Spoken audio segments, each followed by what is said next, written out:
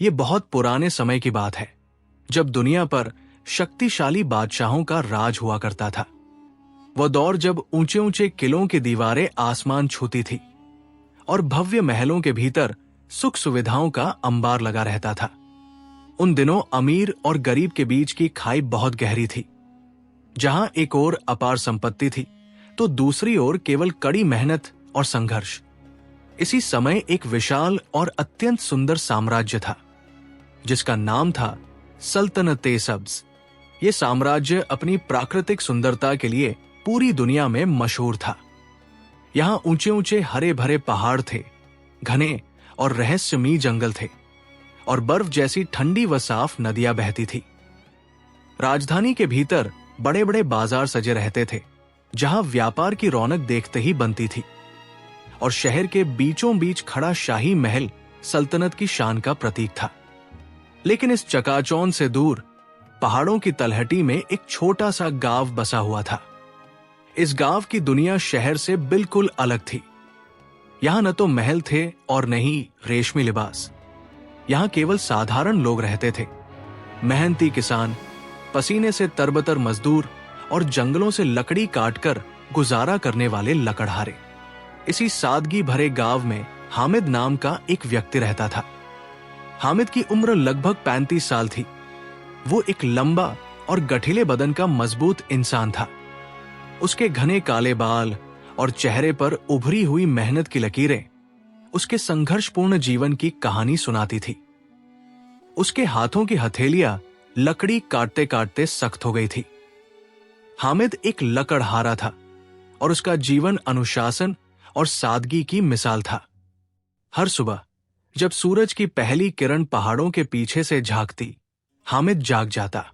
वो ईश्वर की इबादत करता, अपनी पत्नी के हाथ का बना सादा नाश्ता करता और अपनी कुल्हाड़ी कंधे पर रखकर मीलों दूर घने जंगलों की ओर चल पड़ता। जंगल तक पहुंचने के लिए उसे पहाड़ों के टेढ़े मेढ़े रास्तों पर 2-2 घंटे पैदल चलना पड़ता था। जंगल में पहुंचकर वो कड़ी धूप में पसीना बहाता और पेड़ों पर कुल्हाड़ी से प्रहार करता। जब लकड़ी कट जाती तो वो उसे छोटे छोटे टुकड़ों में बांटता और भारी बोझ अपनी पीठ पर लादकर वापस गांव आता। बाजार में दिन भर की इस हाड़तोड़ मेहनत के बदले उसे मुश्किल से 50-60 रुपए मिलते, जो उसके परिवार के लिए नाकाफी थे। मगर हामिद कभी शिकायत नहीं करता था। वो हमेशा ईश्वर का शुक्र अदा करता कि उसे मेहनत करने की शक्ति मिली है। हामिद की पत्नी नाजिया एक अत्यंत धैर्यवान और नेक महिला थी। वो सादगी की मूरत थी और दिन भर घर के कामों के साथ साथ अपने 2 बच्चों उमर और फातिमा की परवरिश में लगी रहती।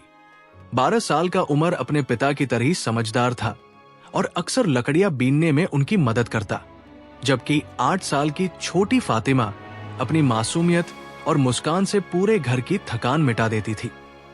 हामिद का घर मिट्टी की दीवारों और कच्ची छत का बना था, लेकिन उस घर के भीतर जो प्रेम और सुकून था, वो शायद बड़े महलों में भी नसीब नहीं होता। पूरा गांव हामिद की ईमानदारी की कसम खाता था और उसका बहुत सम्मान करता था। मगर उसी सल्तनत के शाही महल में एक दूसरी ही दुनिया बसती थी। वहां के वैभवशाली कमरों में बादशाह सलीम शाह रहते थे, जो एक न्यायप्रिय और दयालु शासक थे।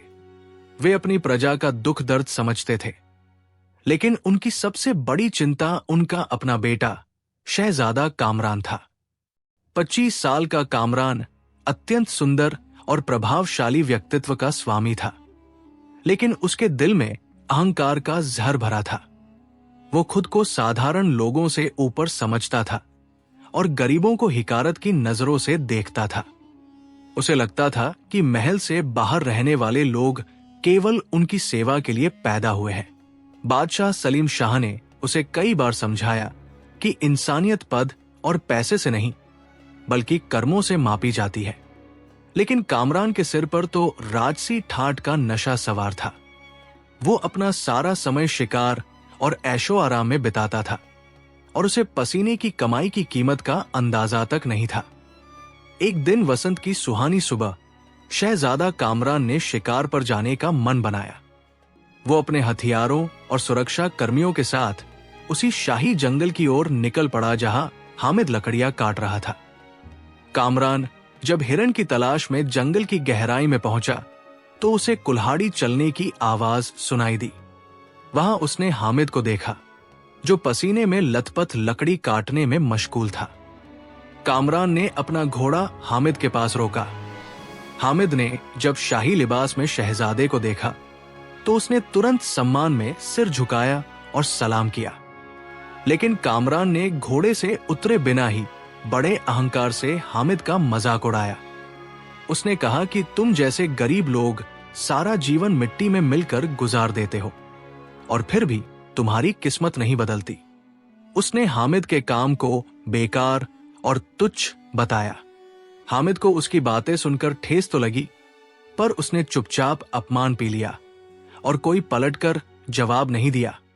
शाम को जब कामरान महल वापस आया तो उसने बड़े गर्व से अपने पिता को उस लकड़हारे का किस्सा सुनाया। उसने कहा कि ऐसे लोगों की जिंदगी का कोई मोल नहीं है। बादशाह सलीम शाह को अपने बेटे की इस सोच पर बहुत दुख हुआ। उन्हें लगा कि यदि कामरान का यही रवैया रहा तो वो भविष्य में एक अत्याचारी राजा बनेगा। बादशाह ने रात भर बहुत सोच विचार किया और अंत में एक कठोर निर्णय लिया। उन्होंने तय किया कि कामरान को जीवन का असली पाठ पढ़ाने के लिए उसे राजसी सुखों से दूर करना होगा। अगले दिन सुबह बादशाह ने अपने वजीर अमजद को बुलाया और अपना फैसला सुनाया।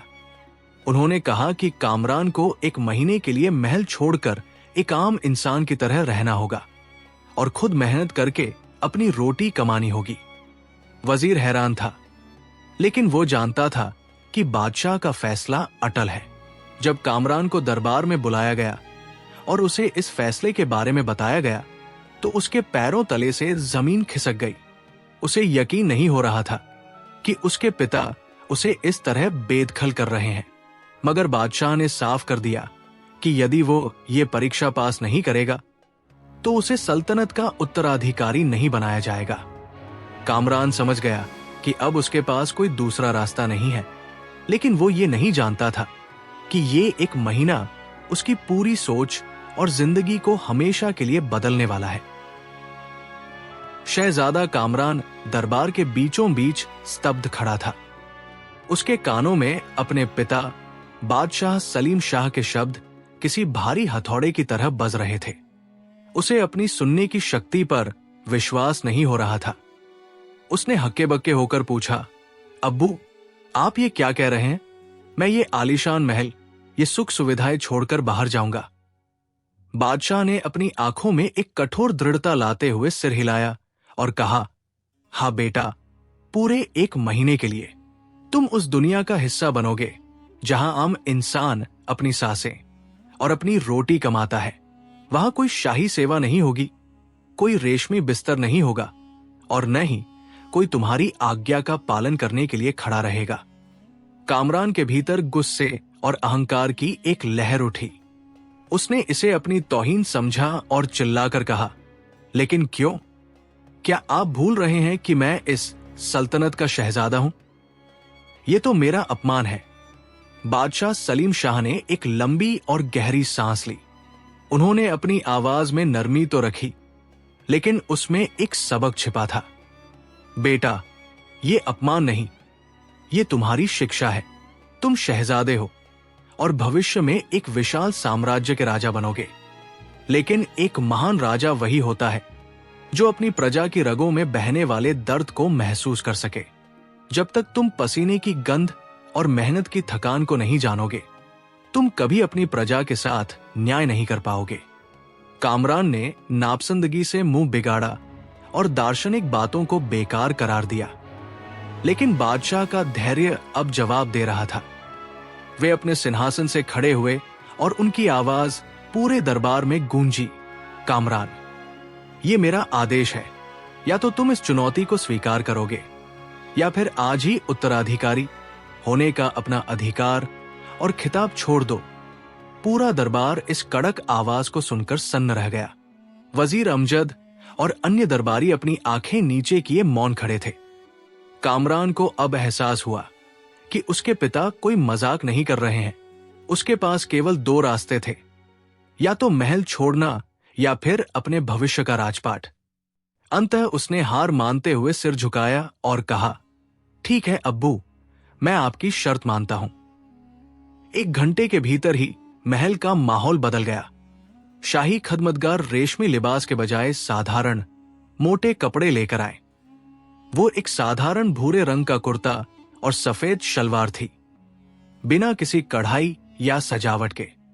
कामरान ने जब उन कपड़ों को छुआ तो उसे वो खुरदरे लगे। उसने बेमन से अपने शाही आभूषण और कीमती वस्त्र उतारे और उन साधारण कपड़ों को धारण किया। जब उसने आईने में खुद को देखा तो उसे अपनी पहचान धुंधली लगने लगी। वो किसी शहजादे के बजाय एक मामूली राहगीर लग रहा था। शाम के धुंधलके में जब सूरज डूबने की तैयारी कर रहा था, बादशाह ने अपने बेटे को आखिरी बार गले लगाया और कहा, बेटा, ये तुम्हारी असल परीक्षा है। याद रखना, वहां तुम्हें खुद कमाना होगा और खुद अपना पेट पालना होगा। मैं ये सब इसलिए कर रहा हूं क्योंकि मैं तुमसे प्यार करता हूं और तुम्हें एक महान इंसान बनाना चाहता हूं। कामरान ने बिना कुछ कहे घोड़ा संभाला और शाही सिपाहियों के साथ शहर की सीमा तक गया। शहर के मुख्य द्वार के बाहर एक सुनसान सड़क पर सिपाहियों ने उसे छोड़ दिया और कहा, शहजादे, यहां से आगे का सफर आपको अकेले तय करना है। हम ठीक 1 महीने बाद इसी जगह मिलेंगे। जैसे ही सिपाही वापस मुड़े, कामरान की जिंदगी में पहली बार एक डरावनी खामोशी छा गई। कोई सेवक नहीं, कोई रक्षक नहीं, सिर्फ वो और उसका अकेलापन। जैसे जैसे अंधेरा गहरा होने लगा, कामरान के मन में डर बैठने लगा। महल की रोशनी और सुरक्षा की उसे इतनी आदत थी कि जंगलों की आवाजें और सन्नाटा उसे डराने लगे। उसे जोर की भूख लगी और प्यास से उसका गला सूखने लगा।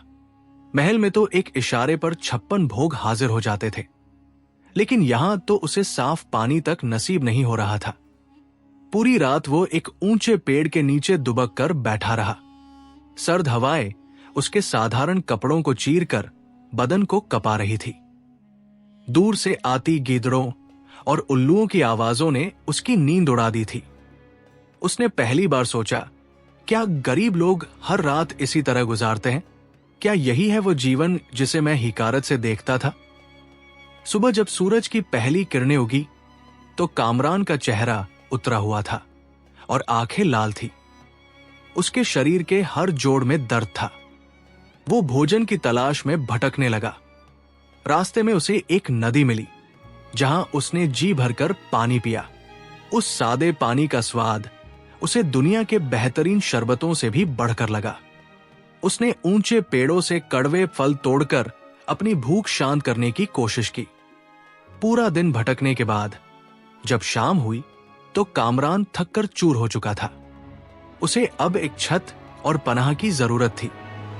दूर क्षितिज पर उसे धुएं की लकीर दिखी, जिससे उसे किसी गांव के होने का आभास हुआ। वो गिरता पड़ता उस दिशा में बढ़ा। गांव पहुंचकर उसने कई दरवाजे खटखटाए।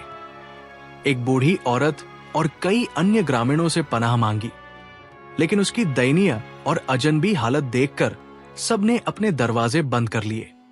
शहजादे के लिए ये एक बहुत बड़ा सबक था। वो जिस दुनिया को तुच्छ समझता था, आज वही दुनिया उसे ठुकरा रही थी। हार मानकर वो गांव के बिल्कुल आखिरी छोर पर पहुंचा, जहां एक बहुत ही छोटी और टूटी फूटी झोपड़ी थी। उसके शरीर में अब खड़े होने की भी हिम्मत नहीं थी। उसने आखिरी उम्मीद के साथ उस झोपड़ी का दरवाजा खटखटाया। उसे जरा भी अंदाजा नहीं था कि ये झोपड़ी उसी लकड़हारे हामिद की है, जिसे उसने कुछ दिन पहले जंगल में अपमानित किया था। ये मुलाकात कामरान के अहंकार को हमेशा के लिए चकनाचूर करने वाली थी। रात का घना अंधेरा चारों ओर पसरा हुआ था। सन्नाटे में केवल सूखी पत्तियों के उड़ने की आवाज आ रही थी। शहजादा कामरान उस गांव के आखिरी और सबसे जर्जर घर के दरवाजे पर खड़ा था। भूख, प्यास और थकान ने उसे इस कदर तोड़ दिया था कि उसके पैरों में अब और खड़े रहने की शक्ति नहीं बची थी। उसने कांपते हाथों से एक बार फिर लकड़ी के पुराने दरवाजे पर दस्तक दी। कोई है? ईश्वर के लिए दरवाजा खोलिए। मैं बहुत लाचार हूं। उसकी आवाज में अब वो शाही ठसक नहीं, बल्कि एक करुणा भरी पुकार थी। अंदर से कुछ आहट हुई और फिर भारी कदमों की आवाज नजदीक आने लगी। चरमराहट के साथ दरवाजा खुला। सामने एक मध्यम कद का व्यक्ति खड़ा था, जिसके हाथ में जलती हुई मशाल थी। वो साधारण सूती कपड़ों में था, लेकिन उसकी आंखों में एक अजीब सा ठहराव था। ये हामिद था। मशाल की कांपती रोशनी में हामिद ने उस अजनबी नौजवान को देखा। धूल से भरा चेहरा, बिखरे बाल और आंखों में बेबसी। हामिद को लगा जैसे उसने ये चेहरा पहले कहीं देखा है, लेकिन वो याद नहीं कर पाया कि कहा, जी, आप कौन हैं और इस वक्त यहां क्या कर रहे हैं? हामिद ने बड़ी शालीनता से पूछा। कामरान ने लड़खड़ाते हुए जवाब दिया, मैं एक राहगीर हूं। रास्ता भटक गया हूं और 2 दिनों से भूखा प्यासा भटक रहा हूं। क्या मुझे एक रात की पनाह मिल सकती है? हामिद ने जैसे ही उस युवक की दयनीय हालत देखी, उसका दिल पसीज गया।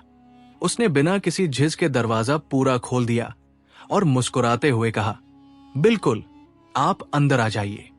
अतिथि का सत्कार करना हमारा धर्म है। मेहमान तो ईश्वर की कृपा, रहमत होते हैं। कामरा अंदर दाखिल हुआ। घर बहुत छोटा और साधारण था। मिट्टी की दीवारें और फूस की छत, लेकिन वहां एक ऐसी स्वच्छता और शांति थी जो कामरान ने महलों के आलीशान कमरों में भी महसूस नहीं की थी। कोने में हामिद की पत्नी नाजिया बैठी थी और पास ही उनके दोनों बच्चे उमर और फातिमा कौतूहल भरी नजरों से इस अजनबी को देख रहे थे। हामिद ने अपना परिचय दिया और नाजिया से फौरन पानी लाने को कहा। 3 दिनों के लंबे अंतराल के बाद जब कामरान ने वो साफ पानी पिया तो उसे लगा जैसे उसे नया जीवन मिल गया हो। थोड़ी देर बाद नाजिया एक पुरानी मिट्टी की प्लेट में 2 रोटियां और थोड़ा सा सालन ले आई। भोजन अत्यंत सादा था, लेकिन कामरान के लिए यह किसी शाही दावत से कम नहीं था। उसने हैरान होकर हामिद से पूछा, आप लोग खुद इतने अभाव में दिखते हैं, फिर भी एक अजनबी को अपना भोजन दे रहे हैं? हामिद ने बड़ी सादगी से उत्तर दिया, भाई, हमारे पास कम है तो क्या हुआ? जो है उसे बांटकर खाना ही तो इंसानियत है। हम भले ही गरीब हो, लेकिन हमारा दिल छोटा नहीं है। कामरान को पहली बार अपने जीवन पर शर्मिंदगी महसूस हुई। महल में रोजाना न जाने कितना भोजन व्यर्थ जाता था, लेकिन कभी किसी ने गरीबों की भूख के बारे में नहीं सोचा था। उस रात कामरान ने वो साधारण रोटी बड़े स्वाद से खाई। भोजन के बाद हामिद ने अपनी इकलौती चारपाई कामरान के लिए छोड़ दी और खुद बच्चों के साथ जमीन पर चटाई बिछाकर सो गया। कामरान को आश्चर्य हो रहा था कि महलों में सोने वाले लोग भी इतने उदार नहीं होते जितने ये अभाव में रहने वाले लोग हैं। उस रात उसे 3 दिनों बाद गहरी और सुकून भरी नींद आई। अगली सुबह जब चिड़ियों की चहचहाहट से कामरान की आंख खुली तो उसने देखा कि हामिद और उसका बेटा उमर काम पर जाने की तैयारी कर रहे हैं। नाजिया ने सबके लिए चाय और रोटी का प्रबंध किया था। नाश्ते के बाद हामिद ने कामरान से उसके इरादों के बारे में पूछा। कामरान ने सच छुपाते हुए कहा, मेरे पास न तो कोई पैसा है और न ही कोई काम। मुझे समझ नहीं आ रहा कि मैं कहां जाऊं। हामिद ने दरियादिली दिखाते हुए कहा, यदि आप चाहें तो मेरे साथ जंगल चल सकते हैं। मैं लकड़ियां काटता हूं। आप मेरी मदद कीजिएगा और शाम को जो भी कमाई होगी उसका आधा हिस्सा मैं आपको दे दूंगा। कामरान ने सहमति दे दी। वो हामिद और उमर के साथ जंगल की ओर चल पड़ा। रास्ता पहाड़ी और पथरीला था। जिस रास्ते पर हामिद रोजाना आसानी से चलता था, वहां कामरान के पैर डगमगा रहे थे। महल में तो वो पालकियों और घोड़ों का आदी था, लेकिन आज उसे कठोर धरती का एहसास हो रहा था। जंगल पहुंचकर हामिद ने कामरान के हाथ में एक छोटी कुल्हाड़ी थमाई और उसे लकड़ी काटने का तरीका सिखाया। कामरान ने जब पहली बार कुल्हाड़ी चलाई तो उसके हाथों में तेज झटका लगा। वो मुश्किल से लकड़ी पर एक निशान बना पाया। दोपहर होते होते तेज धूप और मेहनत ने कामरान का बुरा हाल कर दिया। वो पसीने में नहाया हुआ था और उसके कोमल हाथों की हथेलियों में जलन हो रही थी। जब दोपहर के भोजन का समय हुआ तो हामिद ने अपनी 3 रोटियों में से एक पूरी रोटी कामरान को दे दी और खुद और उमर ने आधी आधी रोटी खाई। कामरान ने जब ये देखा तो उसका गला भर आया। ये व्यक्ति खुद आधा पेट रहकर एक मेहमान का पेट भर रहा था। शाम तक कामरान के हाथों में बड़े बड़े छाले पड़ गए थे और मांसपेशियों में असहनीय दर्द था। उसे एहसास हुआ कि जिसे वो बेकार काम समझता था वो वास्तव में कितनी हाड़तोड़ मेहनत मांगता है। शाम को बाजार में लकड़ियां बेचने पर जब हामिद को 60 रुपए मिले तो उसने ईमानदारी से 30 रुपए कामरान की हथेली पर रख दिए। कामरान ने उन रुपयों को ऐसे देखा जैसे वे दुनिया की सबसे कीमती संपत्ति हो। ये उसकी जिंदगी की पहली मेहनत की कमाई थी। जैसे जैसे दिन बीतते गए कामरान रोज हामिद के साथ जंगल जाने लगा। धीरे धीरे उसके हाथों के छाले कठोर हो गए और उसके बदन में मेहनत करने की शक्ति आ गई। अब वो पहले की तरह जल्दी नहीं थकता था। उसके भीतर का अहंकार धीरे धीरे पिघल रहा था और उसकी जगह विनम्रता ले रही थी। एक रात जब वे सब साथ बैठे थे तो नन्ही फातिमा ने पूछा, चाचा, क्या आपकी कोई अपनी फैमिली नहीं है? कामरान की आंखों में आंसू आ गए। उसने कहा, है बेटा, लेकिन अब तुम लोग ही मेरी फैमिली हो। उस रात हामिद ने कामरान की आंखों में देखते हुए बड़ी गहराई से कहा, भाई, आपका लहजा और आपके तौर तरीके किसी शहजादे जैसे हैं, लेकिन याद रखिएगा, ईश्वर की नजरों में राजा और रंग सब बराबर है। श्रेष्ठ वही है जिसका दिल साफ है और जो मेहनत की कद्र करता है।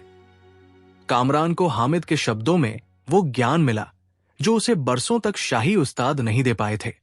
वो अब बदल चुका था। 2 सप्ताह बीत चुके थे। कामरान की दुनिया अब पूरी तरह बदल चुकी थी। महल की विलासिता अब एक धुंधली याद की तरह थी। अब उसकी सुबह शहनाइयों की गूंज से नहीं बल्कि चिड़ियों की चहचहाट और हामिद की पुकार से होती थी। वो रोज तड़के उठता, ईश्वर की इबादत करता और रूखी सूखी रोटी खाकर अपनी कुल्हाड़ी कंधे पर रखता और घने जंगलों की ओर निकल पड़ता। सारा दिन लकड़ी काटना, उन्हें गट्ठरों में बांधना और शाम को बाजार में बेचना, यही उसकी दिनचर्या थी।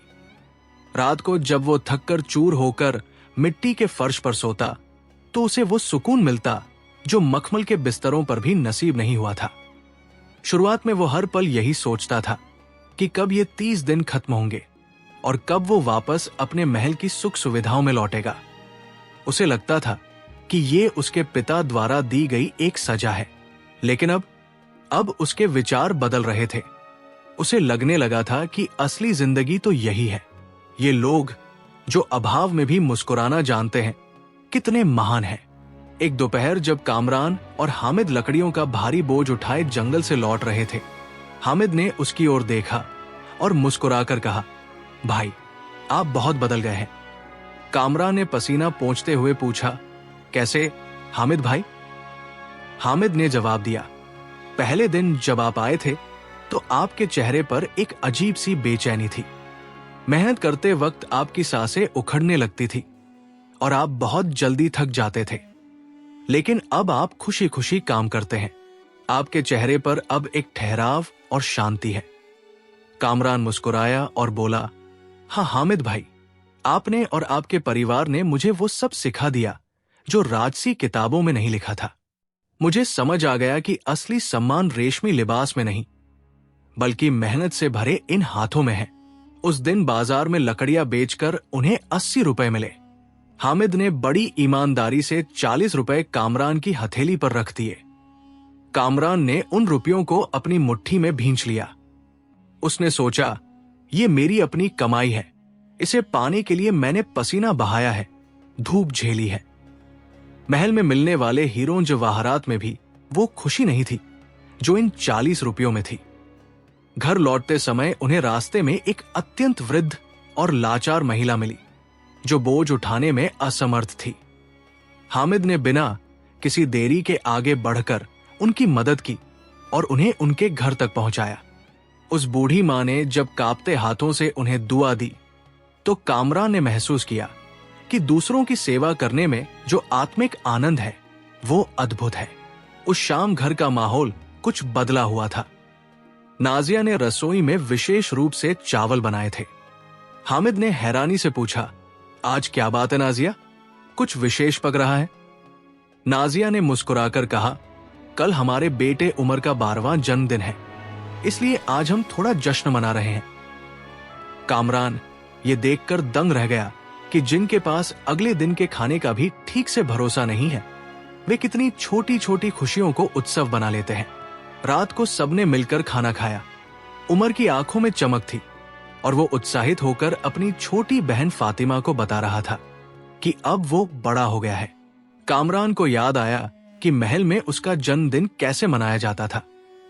हजारों मेहमान, कीमती तोहफे, शाही दावते, लेकिन वहां वह दिखावा ज्यादा था और प्यार कम।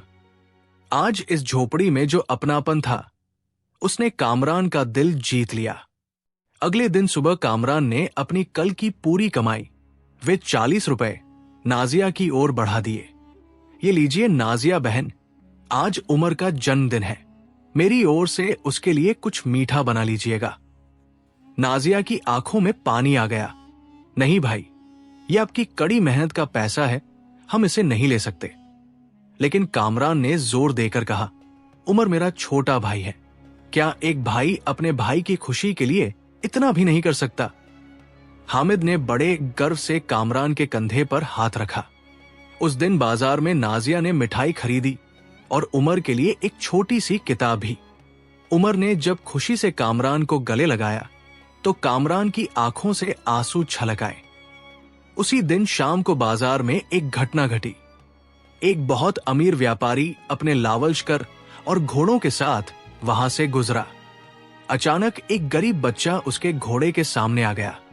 उस अमीर आदमी ने रुकने के बजाय उस बच्चे को गंदी गालियां दी और चीख कर कहा, ए नीच, रास्ते से हट, तुम जैसे दरिद्र लोग हमारी राह में क्यों आ जाते हो? बच्चा बुरी तरह डर गया। कामरान ये सब देख रहा था और उसका खून खौल उठा। उसे तुरंत अपना अतीत याद आया। कुछ सप्ताह पहले वह भी तो ऐसा ही था। उसने भी तो हामिद को बेकार और तुच्छ कहा था। उसे अपनी पुरानी सोच पर बहुत शर्म आई।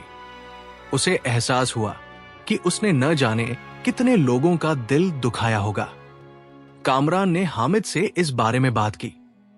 हामिद ने बड़ी शांति से उसे समझाया, भाई, दुनिया में 2 तरह के लोग होते हैं। एक वे जो धन को अपनी श्रेष्ठता समझते हैं और दूसरे वे जो इंसानियत को। याद रखना, ईश्वर की नजरों में सब बराबर है। असल इज्जत दौलत में नहीं, बल्कि नेक दिल और अच्छे कर्मों में है। कामरान ने हामिद की बातों को अपने भीतर उतार लिया। उसने स्वीकार किया कि वो पहले बहुत अहंकारी था, लेकिन अब वो बदल चुका है। 3 सप्ताह बीत गए थे। अब कामरान का अहंकार पूरी तरह राख हो चुका था। वो अब गरीबी को केवल देखता नहीं था, बल्कि उसे जीता था। एक शाम फातिमा ने बड़े मासूमियत से पूछा, चाचा, आप अब हमारे साथ कब तक रहेंगे? कामरान का गला भराया। उसने कहा, बेटा, बस 1 सप्ताह और फिर मुझे जाना होगा। फातिमा उदास हो गई और बोली, हम आपको बहुत याद करेंगे। आप हमारे परिवार का हिस्सा बन गए हैं। रात को कामरान और हामिद तारों भरे आसमान के नीचे बैठे थे। कामरान ने हामिद का हाथ थाम कर कहा, हामिद भाई, आपने मेरी जिंदगी का रुख बदल दिया। आपने मुझे वो सब सिखाया जो कोई उस्ताद नहीं सिखा सका। मेहनत की कद्र, मेहमान नवाजी, उदारता और सबसे बढ़कर इंसानियत। हामिद ने मुस्कुराते हुए कहा, यह सब आपके भीतर ही था, बस आपको उसे पहचानने के लिए एक अवसर की जरूरत थी। अंतिम सप्ताह शुरू हो गया था। कामरान जानता था कि जल्द ही शाही सिपाही उसे लेने आएंगे। उसे अपना राजपाट याद तो आ रहा था, लेकिन उसका मन इस छोटे से घर और इन सच्चे लोगों को छोड़कर जाने के विचार से दुखी था। वो जानती था कि उसे वापस जाकर एक राजा की जिम्मेदारी संभालनी है, लेकिन वो अब एक साधारण राजकुमार नहीं, बल्कि एक ऐसा इंसान बन चुका था जिसके पास एक संवेदनशील हृदय था। वो अपने साथ जो सबक और अनुभव लेकर जा रहा था, वे उसे एक महान और दयालु शासक बनाने वाले थे। आखिरी दिन आ ही गया। एक महीना जो शुरुआत में पहाड़ जैसा भारी लग रहा था, अब पलक झपकते ही बीत गया था। सूरज की पहली किरणें अभी पहाड़ों के पीछे से झांक ही रही थी कि कामरान जंगल में हामिद और उमर के साथ खड़ा था। आज वो आखिरी बार लकड़ियां काट रहा था। कुल्हाड़ी का हर प्रहार जैसे उसके दिल पर लग रहा था। कामरान का मन बहुत भारी था। आज शाही सिपाही मुझे लेने आएंगे, उसने सोचा। मुझे फिर से उसी सोने के महल में जाना होगा, उसी रेशमी दुनिया में। लेकिन क्या वाकई वो पुराना कामरान वापस जा रहा था? नहीं, ये एक महीना सिर्फ एक समय नहीं था, ये एक पुनर्जन्म था। ये अनुभव, ये पसीने की गंध, ये मेहनत का स्वाद और ये गरीबी का एहसास, ये सब अब कामरान के अस्तित्व का हिस्सा बन चुके थे।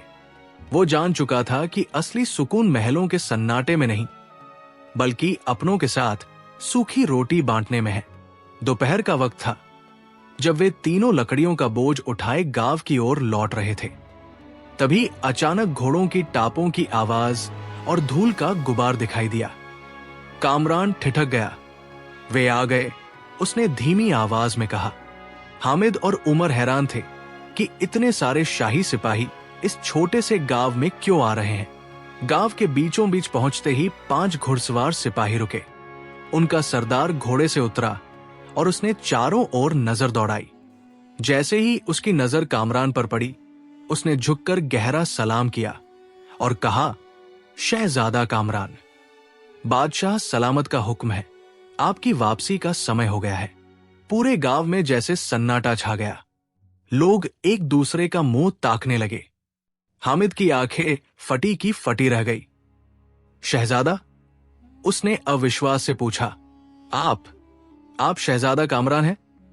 कामरान ने अपनी आंखें नीची कर ली और धीरे से कहा, हाँ हामिद भाई, मैं ही वो अहंकारी शहजादा हूं जिसने कुछ हफ्ते पहले जंगल में आपका अपमान किया था। नाजिया, उमर और छोटी फातिमा सब स्तब्ध थे। नाजिया ने दबी आवाज में कहा, लेकिन आपने हमें बताया क्यों नहीं? कामरान की आंखों में आंसू भर आए। मुझे माफ कर दीजिएगा। मेरे पिता चाहते थे कि मैं अपनी असलियत भूलकर एक इंसान की तरह जीना सीखूं। पहले दिन जब मैं यहां आया, मैं बहुत परेशान था क्योंकि मैंने कभी मेहनत नहीं की थी। लेकिन आपने मुझे जो सिखाया वो कोई किताब नहीं सिखा सकती थी। जब मेरे पास कुछ नहीं था, तब आपने मुझे छत दी, रोटी दी और सबसे बढ़कर अपनापन दिया। मैं शहजादा बनकर भी वो नहीं पा सका जो मुझे आपके इस छोटे से घर में मिला। मैं आपका ये एहसान कभी नहीं भूलूंगा। हामिद की आंखों में भी आंसू आ गए। शहजादे, आपने हमें सम्मान दिया, हमारे साथ बैठकर साधारण भोजन किया, एक मजदूर की तरह पसीना बहाया। ये हमारे लिए गर्व की बात है। नन्ही फातिमा और उमर रोने लगे। फातिमा ने उसका कुर्ता पकड़कर पूछा, चाचा, क्या आप सच में जा रहे हैं? कामरान ने उसे गले लगा लिया और वादा किया कि वो उन्हें कभी नहीं भूलेगा। सिपाहियों के सरदार ने याद दिलाया कि प्रस्थान का समय हो गया है। कामरान घोड़े पर सवार हुआ। उसने आखिरी बार उस छोटी सी झोपड़ी और हामिद के परिवार को देखा। रास्ता लंबा था, पर कामरान के पास सोचने के लिए बहुत कुछ था। वो जान चुका था कि अब वो महल वापस जाकर हुक्म नहीं चलाएगा, बल्कि सेवा करेगा। शाम को जब वो महल पहुंचा, तो बादशाह सलीम शाह अपने दरबार में इंतजार कर रहे थे। कामरान अंदर आया और अपने पिता के कदमों में सिर झुका दिया। बादशाह ने अपने बेटे को देखा। कामरान का चेहरा धूप से तपा हुआ था, हाथों पर मेहनत के निशान थे, लेकिन उसकी आंखों में अब वो पुराना घमंड नहीं था। वहां अब एक शांत सागर जैसी गहराई और विनम्रता थी। सलीम शाह ने उसे उठाकर सीने से लगाया और पूछा, क्या सीख कर आए हो बेटा? कामरान ने भारी आवाज में जवाब दिया, अब्बू, मैंने सीखा कि असली ताकत तलवार में नहीं बल्कि मेहनत में है। असली दौलत खजाने में नहीं बल्कि साफ दिल में है।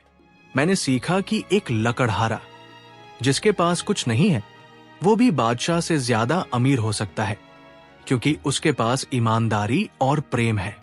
अब मैं एक अच्छा बादशाह बनने के लिए तैयार हूं। सलीम शाह का सीना फख्र से चौड़ा हो गया। मुझे तुम पर गर्व है कामरान। कुछ ही दिनों बाद कामरान ने हामिद को महल में बुलाया। उसने हामिद को शाही लकड़ी व्यापार का प्रभार दिया और उमर की पढ़ाई का पूरा जिम्मा उठाया। लेकिन कामरान यही नहीं रुका। उसने पूरे साम्राज्य में घोषणा की कि अब से कोई भी गरीब भूखा नहीं सोएगा। उसने विधवाओं, अनाथों और मजदूरों के लिए कल्याणकारी योजनाएं शुरू की। साल बीतते गए। सलीम शाह के बाद कामरान बादशाह बना। लोग उसे जनता का बादशाह कहते थे। जब भी कोई उसकी उदारता की तारीफ करता, वो मुस्कुराकर कहता, ये सब मेरे उस्ताद की वजह से है, जो एक साधारण लकड़हारा था।